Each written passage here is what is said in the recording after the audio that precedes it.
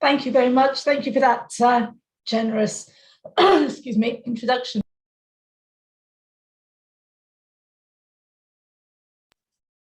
Thank you for that generous introduction. And we are going to talk about mobility and migration. Actually, there's so much that you said that I'd really like to, I'd like to follow through with.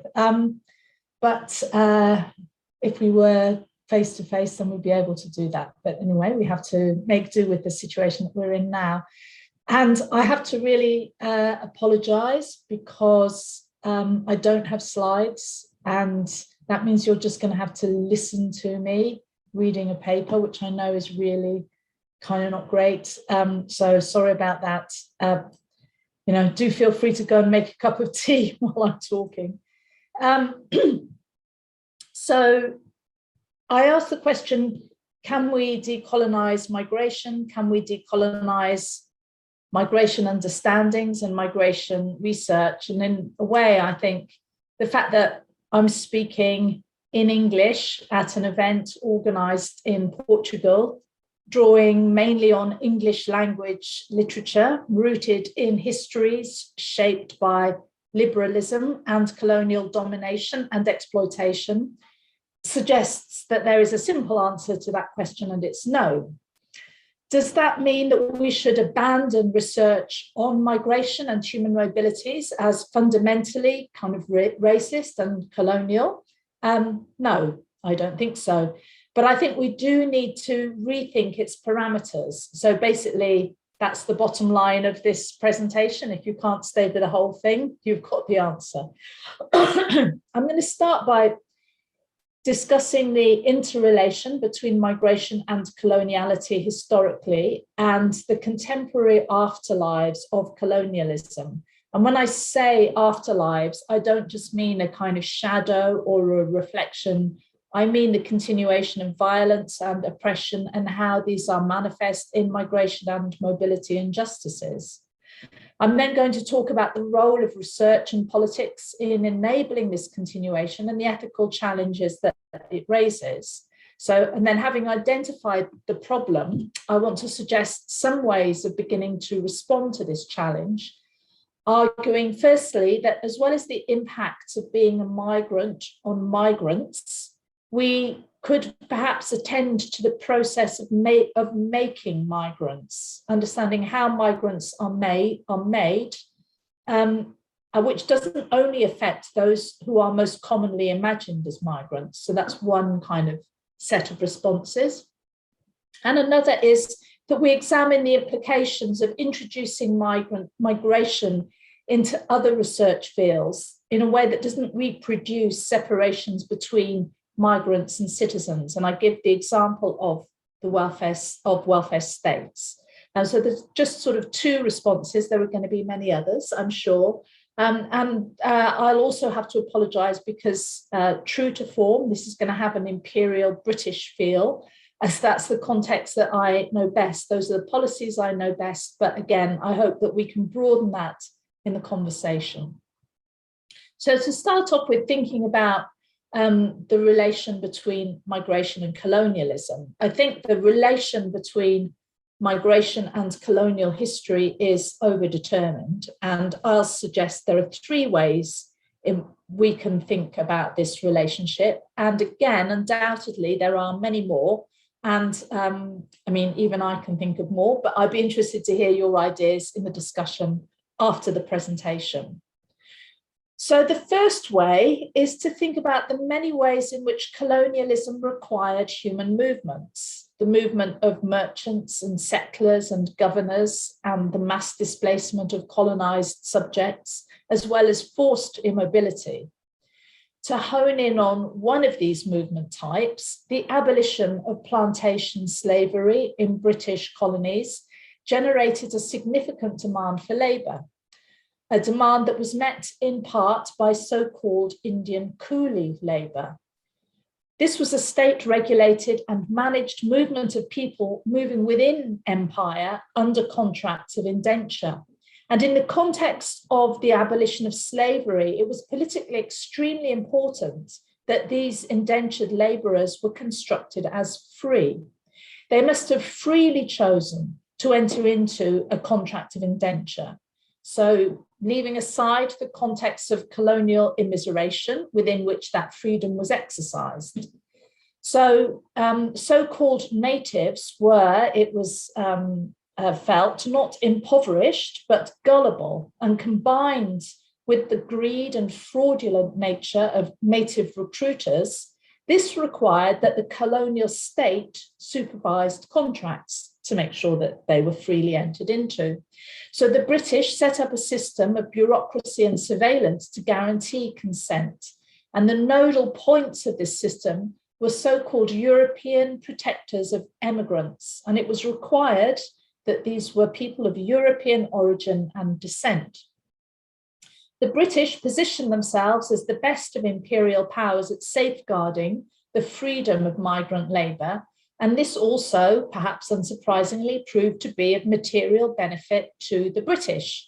So the British set up protectors of Chinese labourers in the transport hubs of Penang and Singapore, which gave British authorities control over contract signing and therefore extensive powers to interfere on the grounds of well-being of Chinese labourers in non-British colonies and states, including the Dutch colonies in Indonesia. Today, national immigration regimes typically place significant restrictions on the rights of legally resident economic migrants. They can be tied to employers, sectors, or regions. They might not be allowed to marry. They may be required to live in particular premises. They can be deported if they don't comply with employer demands. They can be subjected to inferior terms and conditions in comparison with citizens. Yet still, like indentured labour, this is entirely and ironically constructed as unproblematically free. These are free migrants, unlike so-called forced migrants of asylum and refugees. And also unlike trafficking, which is associated with irregular labour. So, but rather than the obvious connection between indentured labour and contemporary migration, the historical interests of policy have focused on so-called modern slavery, which explicitly draws parallels between the movement of contemporary migrants and the Atlantic slave trade. Now, I would argue that these parallels are often deeply misleading, not least because slaves shipped to the Americas did not want to move, and their forced movement was legally sanctioned, whereas people moving across, for example, the Mediterranean want to move, and their movement is illegalized. But all of which is to say that state engagement in questions of freedom, labor, and mobility that are manifest today in distinctions between economic migrants and refugees, controls over trafficking, and employer sponsorship have deep roots in colonial control over labour and movement. So a second way about thinking about the connections between colonialism and migration is the question of categorization and population making. Appadurai has demonstrated the importance of enumeration, making countable abstractions of people and resources to maintaining the illusion of colonial bureaucratic control. And post-18th century methods of population study and control, where census projects organised by British colonisers, at first for tax purposes, and later as part of racialist inquiry, abstracted and reified a caste system. These have been most kind of closely documented in relation to 20th century India.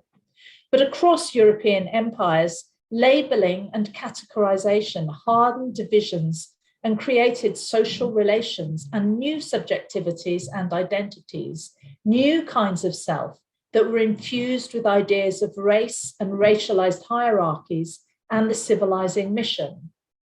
So French colonial powers, for example, distinguished between evolved, so-called evolved natives who had adopted more European ways of life and natives more generally.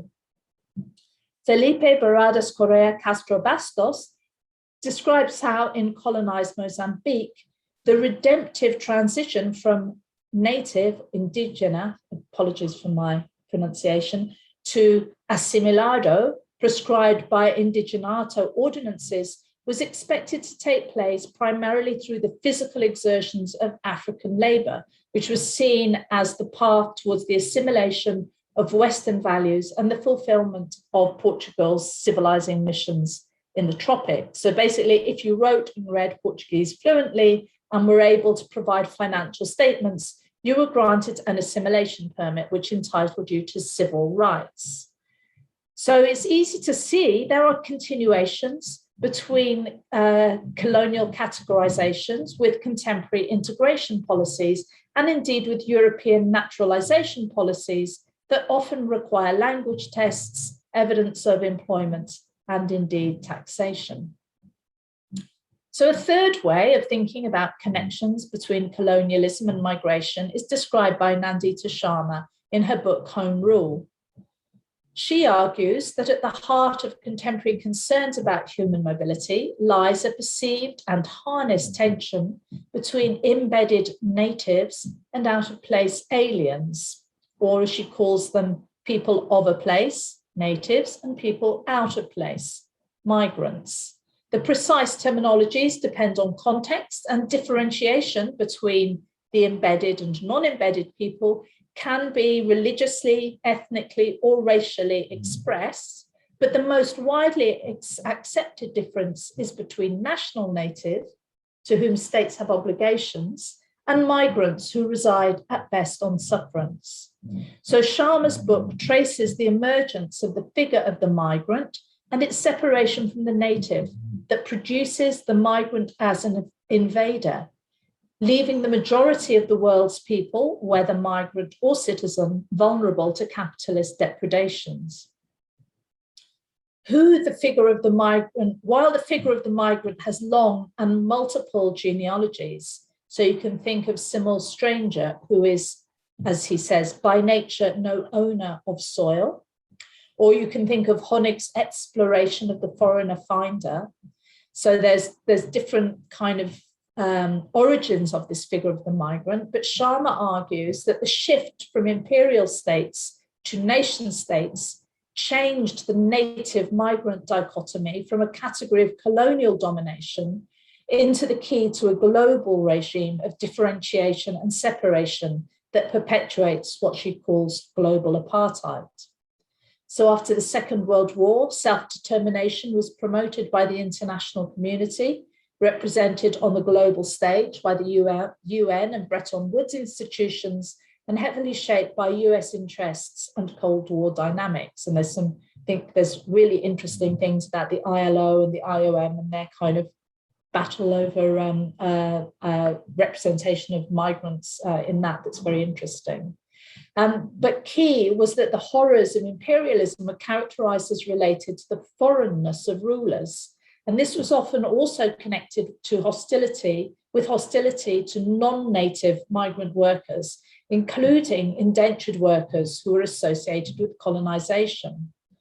The important role of migration and migrant labor to anti-colonial struggles and movements was often written out of national liberatory histories. And there's a great analysis of the Mueda massacre and its origins and responses by Castro Bastos, also that I think is a really good example of trying to recover this role, trying to recover and recognize the role that migrant labor played in anti-colonial struggles. So then what happened was national self-determination, which saw mass expulsions, the multiplication of immigration restrictions, and the expansion of globalized capital. So far from turning the world upside down, the global rollout of national sovereignty produced what Sharma dubs the post-colonial New World Order and the normalization of national forms of power. So these are just three of the ways in which contemporary migration is bound up with colonial histories. As I say, there are many more. But colonialism was possible to trace in many of the migratory patterns of the second half of the 20th century.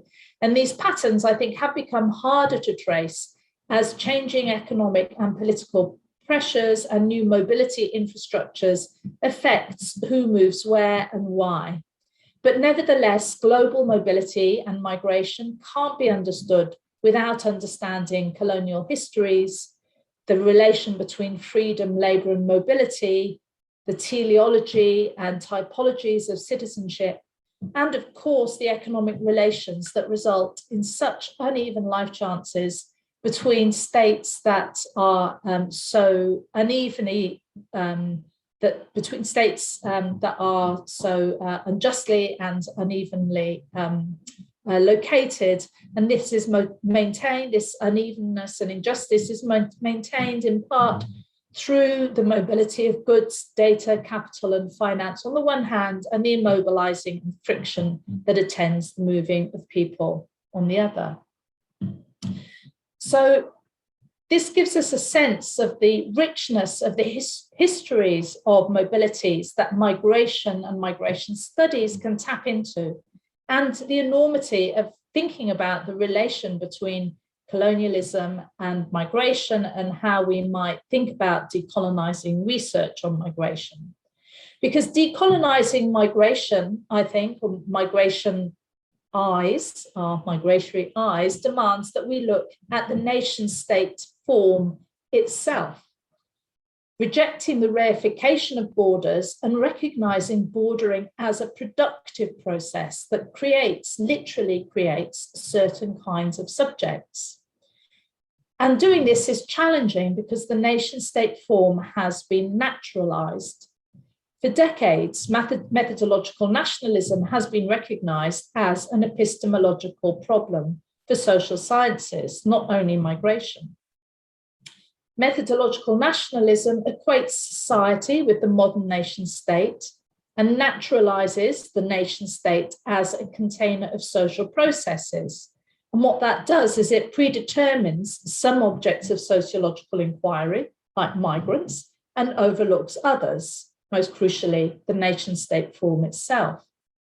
So people who are concerned about the uncritical embracing of the nation state as a natural social and political form have become particularly increasingly vocal about the risks of intellectual co-optation and the ways that migration and integration scholars can find themselves implicated in nation state building processes. So it's not surprising that scholars of migration find methodological nationalism a particularly vexing epistemological, empirical and ethical challenge, because it does take controls over cross-border mobility for granted as being normal and positions the international migrant as somehow transgressing naturalized territorial boundaries and disrupting what Malky has called the national order of things. But labeling people as migrants is not an innocent or objective process. In law, to label someone as a refugee, an economic migrant, or an irregular migrant, or indeed a citizen, is to ascribe and restrict certain rights. And more informally, in contemporary public debates, the migrant typically signifies a certain kind of mobile person whose mobility, or indeed whose presence, if they're a racialized minority, is problematic. And we know that wealthy white Europeans who move for employment or retirement tend to label themselves and be labeled as expats rather than migrants, for example. And notably, the European Commission also rejects the term migrant in the case of EU citizens moving within the EU, preferring the term mobile citizens. The negativity associated with the term migrant is so grave that in August 2015, the news channel Al Jazeera asserted that for reasons of accuracy, it was no longer going to use the word migrant, as it was, and I quote, a degraded term. It has evolved from its dictionary definition into a tool that dehumanizes and distances a blunt pejorative. And migration research cannot help but be complicit in this. I too am part of the migration industry. Profit does not only have to be derived from people's labor. There is money to be made and jobs to be had from the management of people's bodies. Think about the billions invested in border controls, in pushbacks, in drones, surveillance and deportation and detention, and the jobs in bureaucracies, in courts, in human rights, in lobbying and in academia, all a part of the migration industry. But this problem of complicity, this problem with labeling, is by no means confined to migration studies. Ian Hacking has theorized how human sciences more generally make up people. His work on dynamic nominalism argues that when it comes to the classification of people, as compared to the many other classifications and groupings that we use to navigate our worlds, say the collection of plants that can be called trees or objects that can be called red, he argues that in the case of the classification of people, names interact with the named. So human action is closely linked to human description. And so when we make categories, we make also new possibilities for or delimitations of action. So while he doesn't particularly look at migration, he looks at social forensic categories like autism, for example. He finds that these, once identified as a phenomenon, then this identification changes how people feel about themselves and their experiences and shapes possibility for action and legal and social relations. So in Hacking's analysis, experts and scientists play an important role in what he calls the looping effect. So experts contribute to the identification of a potential form of grouping, say victims of trafficking, and later in the generation of expert knowledge on the grouping that is legitimized and disseminated via institutions.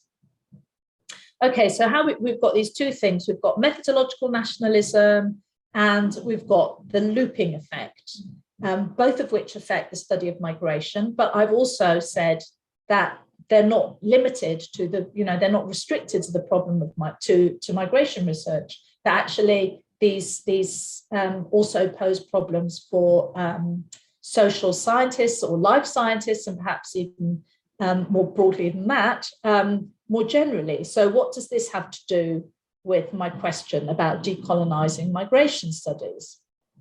Well, I do think there is something exceptional about the category of the migrant or the non-citizen, in that it is integral to the logic of contemporary nation-state making. As John Torpey, following Weber, has argued in his History of the Passport, modern states' monopoly over the legitimate means of movement is an essential element of the stateless of states. So nation states can make many different and varied kinds of populations. They may or they may not make an autistic population, but they must make migrants, whatever we might call them, if they are to be a nation state. So that's why methodological nationalism, I think, is particularly challenging, why it's particularly exposed when it comes to migration scholars, because it exposes how our expert knowledge is implicated in nation state building processes that continue to create a colonizable world. And moreover, in doing so, we contribute to producing subordinated subjects. So while it's possible to imagine a world where incomers are feted and given privileges and have a really great time, in the world as it is, the possibilities of personhood for many migrants is actually severely constrained. So scholars of migration do have a problem. Does that mean we shouldn't study migration? Like it or not, we're caught in contradictions. And as I say, this isn't peculiar to migration academics, many of whom may be migrants themselves. And we can't retire from the world. And we certainly can't retire from the world because we can't extricate ourselves from our own privilege. So the question is rather, how do we use the space of the academy, not just to critique, but to explore possibilities and to denationalize thinking about migration? And here I just want to pick up something that Jorge said in his introduction about about kind of relating outside academia, I think that one of the ways in which we can relate out to people outside academia is actually by recognizing and respecting the conceptual work that people outside academia do. So I think that there is this sense, I don't know what it's like in Portugal, but I would definitely say in the UK, that, you know, conceptual work, theoretical work is like, it's imagined as, oh yes, that's what you do in your ivory tower. We don't do this, we live in the real world. And, you know, we get on with life. So there is kind of not really a recognition that actually everyone is involved in conceptual work. And we are all drawing on different concepts and theories all the time as we live our life. And actually kind of making spaces where people can reflect on the conceptual work and the theoretical work that they're doing, and where they can see what, and they can kind of unpack what conceptual and theoretical tools they're using and see what other ones are available. I think that's something important that we as academics can do. You know, I quite often say that the university is like a kitchen. You have home chefs, and home chefs can actually be, they can be better than trained chefs. But we can all go into the university kitchen and we can all use the tools that are there available and see what sorts of meals we cook. And I think kind of thinking in those sorts of ways about what as universities we have to offer, I think kind of can enrich what we give to outside academy. Anyway, that's just a kind of bit of a digression. So we've got a problem. So how can we respond to this challenge? Well, so, and I'm afraid I'm going to use a really ugly term here. So I think that decolonizing migration requires that we don't reproduce the distinction between the migrant and the citizen, but recognize that migrants and citizens are very dynamic categories that are always being made, and thinking about who counts as a migrant, who counts as a non-citizen, who counts as a citizen, and under what circumstances. So people are turned into migrants through social and legal histories and processes. So in a parallel move to the argument that no one is illegal, and I think this has been very kind of, it's an example of where I think sort of the academy and civil society has worked very well and productively together to say, you know, to recognize that no one is illegal. This is not a term that we want applied to people, but that people may be illegalized through an active social and state endorsed process. So too, people are not migrants, but rather they are migrantized. So sorry, not only am I now speaking English, but I'm now inventing really horrible English words. But crossing an international border can be more migrantizing for some people than it is for others. Some nationalities are subject to far more controls than others. I'm sure many of you are familiar with the Henley and Partners Passport Index that compares the visa-free access of 199 different states to 227 different places and then ranks them. Bottom of the list in 2021 are Syria, Iraq, and Afghanistan, which I think is a true disgrace. So some people are subject to more controls, but there are also distinctions between people of the same nationality. I mean, broadly speaking, people who are wealthy and educated can often find it easier to access mobility through so-called global talent schemes. And just a shout out here to a really fantastic book that's coming out in a couple of weeks' time called Does Skill Make Us Human by Natasha Iskander, where she looks at migrant workers in Dubai, but uses it to kind of critique the idea of skills more generally and say, kind of show what a problem it is for our thinking about our social and economic relations. Anyway, people who, you know, who can use these so-called highly skilled schemes, or indeed purchase one of Henley and Partners' portfolios of passports, will find it easier to move, whatever their nationality. because border controls are typically, in wealthy countries in particular, aimed at controlling the mobility of the poor.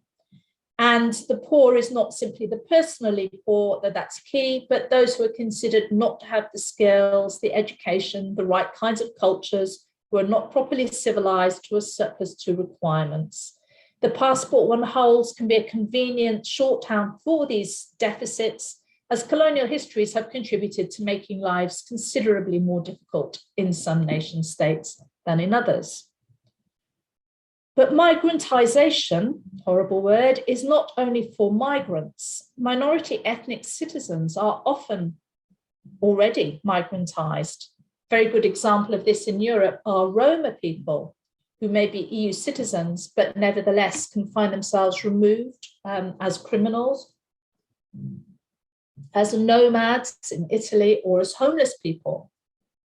And more generally, migrantizing the citizen is precisely what the everyday terminology of second generation, third generation, person of migration background, person of migration heritage, and so on, encourages us to do. These terms are often applied to racialized minorities who may well have never crossed a border in their lives. And they signal that it's possible to be both a migrant and a citizen at once. Who sheds and who maintains their migrancy is often bound up with nationally specific ways of encoding and remaking race. Racialized citizens may have the legal status of citizens, but in many contexts are not regarded as proper insiders. And indeed, they may be treated as migrants despite their status. In the UK, we saw the consequences of this with the so-called Windrush scandal, which saw the lives of many Black British citizens and permanent residence holders destroyed through eviction, through being denied life-saving medical treatment, being deported, summarily sacked and detained because they were unable to demonstrate their citizenship. So these were people who arrived as British from the Caribbean between 1948 and 1971, who rebuilt Britain after the Second World War, taking up low-wage jobs in health, in transportation, and actually who also have a very special place in British national mythology. There's kind of stock figures in popular culture now for two generations, and in the 2012 Olympics, they were represented very prominently. And they were imperial subjects before World War II. Under the 1948 Nationality Act, they were citizens of the United Kingdom and colonies, and they were also given, all Commonwealth citizens were given the right to permanent residence under the 1971 Immigration Act. Anyway, these sorts of details I know you can live without. But basically what we see is that these people were British citizens and had the right to permanent residence, but found themselves caught in the British government's hostile environment. And so under the hostile environment, they found themselves excluded from the labour market, excluded from housing and health services, and denied the basics for tolerable life.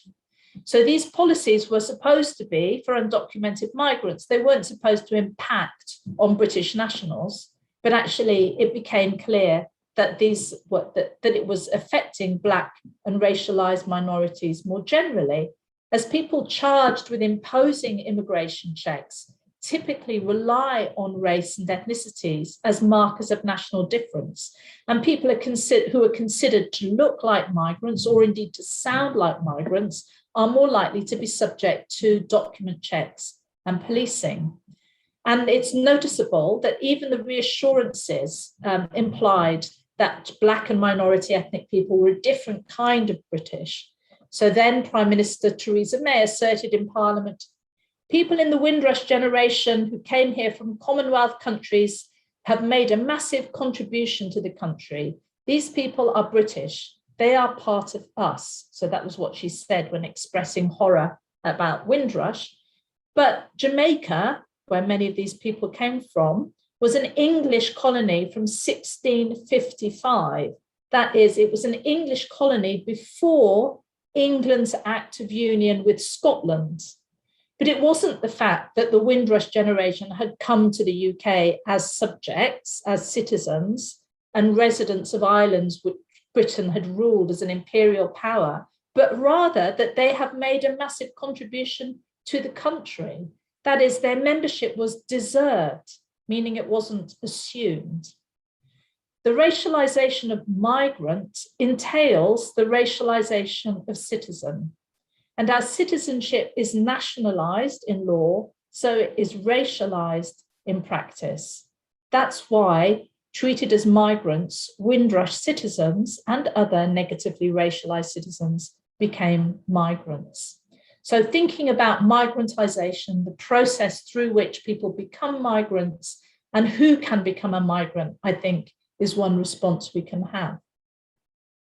But migration, I think, is like a loose thread in a garment. We tug it and a history unravels, a history that connects the movement of people, trade, finance, and infrastructure through a multitude of economic, social, and political processes. So decolonizing requires us to tug on that thread. But we don't just unravel, we end up weaving another garment.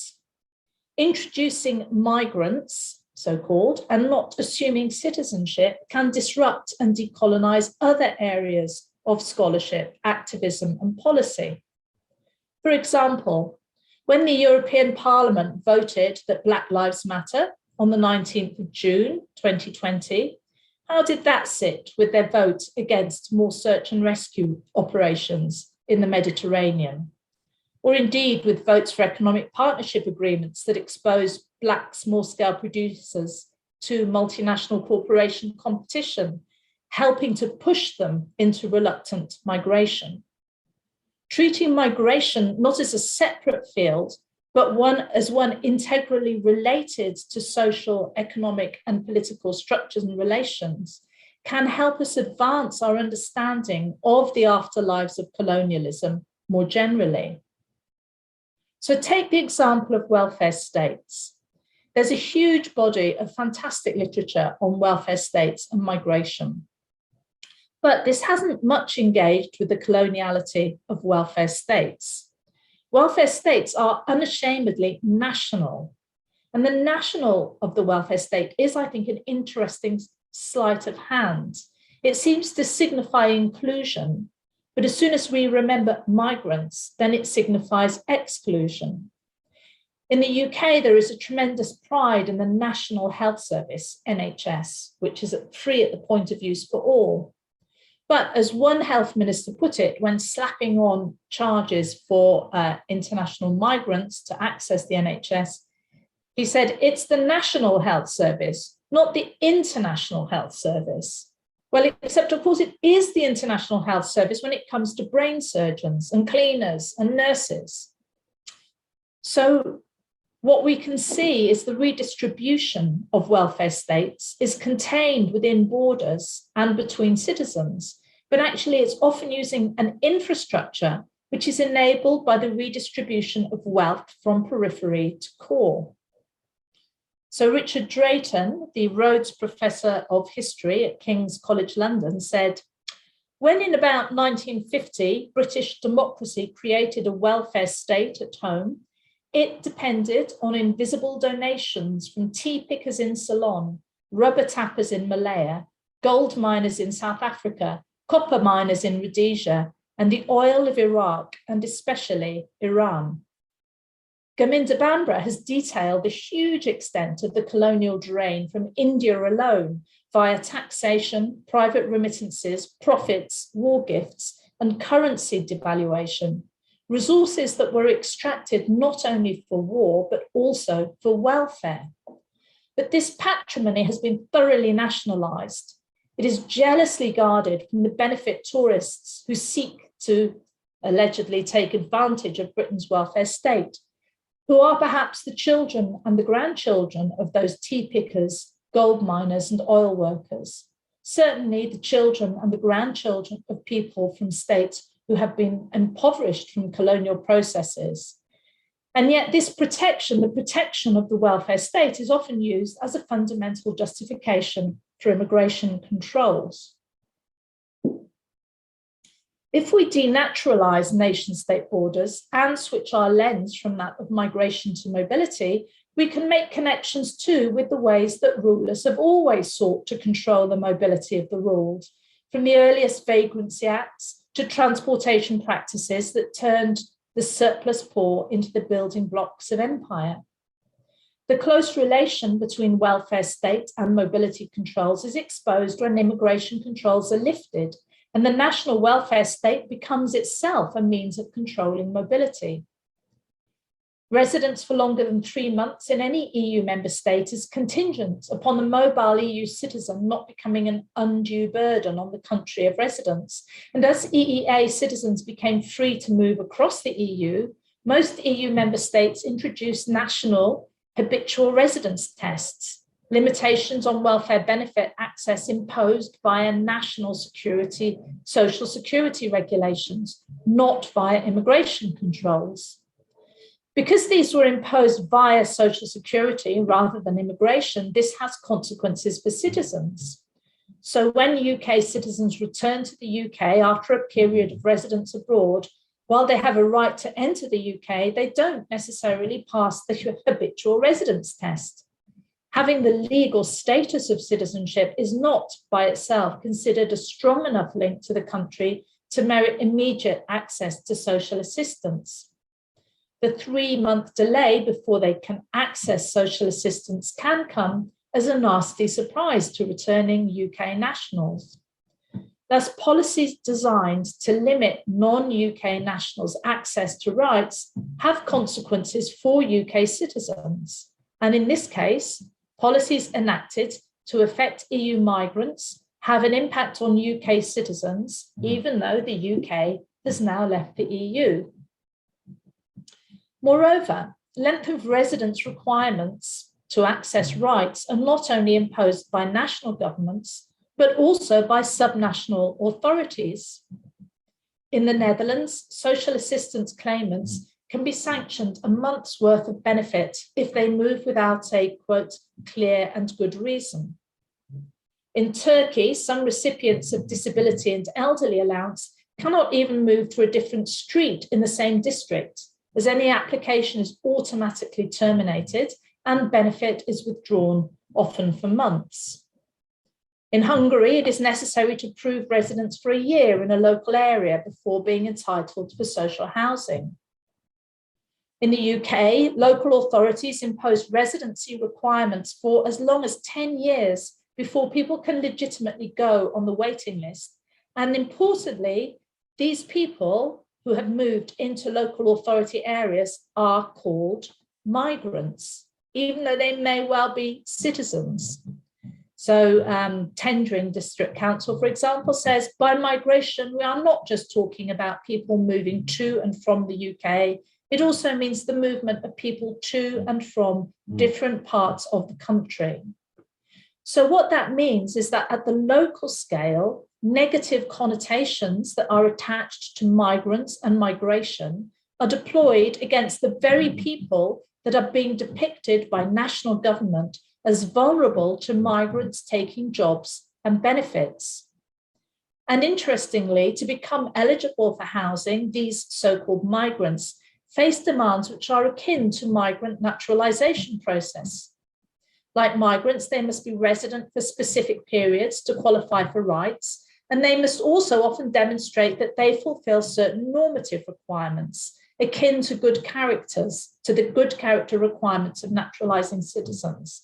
So, for example, they mustn't have criminal convictions, they mustn't be antisocial, and they should be volunteering or working or in employment.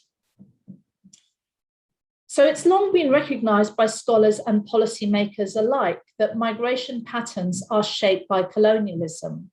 But I've argued that migration research and policy are overdetermined by colonial pasts, and this is manifest in methodological nationalism, and that the relation between subjectivities, category making, and category ruling brings with it particular responsibilities for scholars of migration.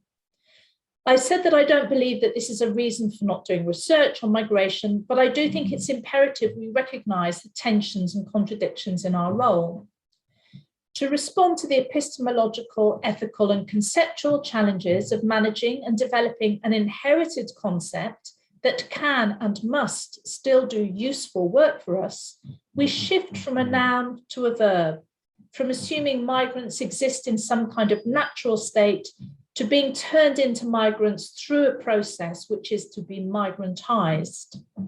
Rather than reproducing separation between migrant and citizen, migrantization helps us to connect them, most obviously through the vector of race, but not only. This helps us recognize the migrant as both a race and class category and not simply a legal status. And this in turn means that we must also turn our attention to citizenship. There are gendered, class and racialized boundaries within formal citizenship, despite the assumptions when looked at from the outside that all citizens are fully and equally included. Despite its claim to equality, citizenship does not make the citizenry equal. In fact, as Cohen writes, it appears to institutionalize both difference and inequalities in sometimes unexpected ways. I've also argued for the role that centralizing migration can play in challenging and decolonizing other areas of scholarship and policy, and given the example of welfare states. But this is not to deny the specificity of domination experienced by those people without citizenship status, and particularly those with precarious immigration status. Recognizing that migrants and citizens are made, not born, doesn't mean we can just imagine those differences away. Being legally migrantized matters. It means that your mobility can be controlled across borders, making escape from violence or poverty impossible. In some states, it can mean your mobility is controlled within borders. It legitimizes denial of rights that are assumed for citizens, the right to work, to an education, to health, and it often instantiates dependence on an employer, spouse, or sponsoring institution, meaning you rely on them not only for work or companionship or education, but for your continuing residence in a state. Ultimately, it renders you deportable. But perhaps to sum up, what we need to recognize is that what is bad for migrants is not good for citizens. What is bad for migrants is often bad for citizens as well. Thank you.